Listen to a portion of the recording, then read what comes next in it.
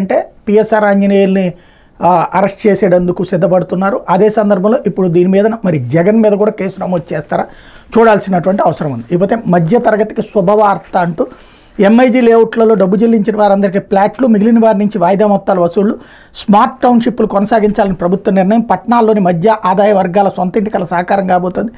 గత వైకాపా ప్రభుత్వంలో ప్రారంభించి అసంపూర్తిగా నిలిపేసిన ఎంఐజీ లేఅవుట్లలో పెండింగ్ పనులు పూర్తి చేయాలని రాష్ట్ర ప్రభుత్వం నిర్ణయించింది.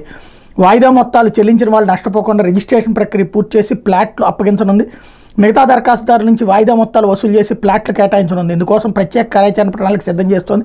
నియోజకవర్గానికి ఎంఐజీ లేఅవుట్ ఏర్పాటు చేసి అందుబాటుదారులు మధ్య ఆదాయ వర్గాలకు ఇళ్ల స్థలాలు కేటాయించేందుకు గత వైకాపా సర్కార్ 2024 ప్రారంభించిన జగనన్న స్మార్ట్ టౌన్షిప్ కార్యక్రమంలో ఆచరణ విఫలమైంది.